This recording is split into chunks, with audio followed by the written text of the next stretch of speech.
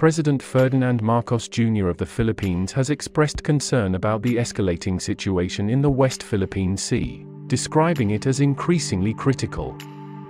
He notes China's expanding presence in an area marked by conflicting territorial claims among multiple nations.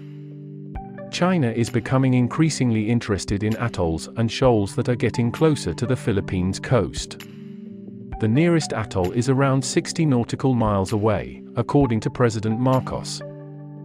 "Unfortunately, I cannot report that the situation is improving," Marcos said Sunday. "The situation has become more dire than it was before."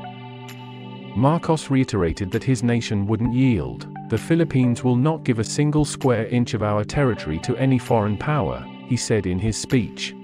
The US accuses China of militarizing islands in the South China Sea, equipping them with anti-ship and anti-aircraft missiles, laser and jamming devices, and fighter jets. President Marcos notes that features in the South China Sea are gradually transforming into military bases, with Admiral John Aquilino, the top US military commander in the Indo-Pacific region, presenting a model of one during a recent meeting. "The level of commitment China made to those military bases was remarkable," Marcos said.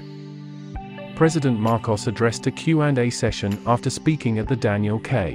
Inouye Asia-Pacific Center for Security Studies in Honolulu.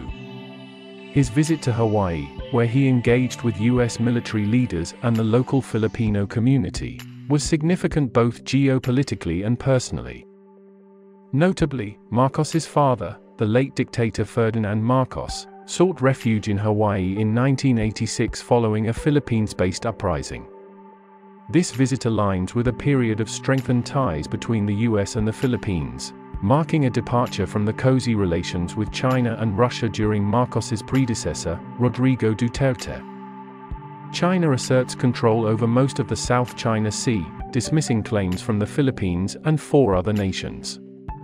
Beijing rejects the UN-backed tribunal's findings that invalidated its extensive historical claims under the UN Convention on the Law of the Sea.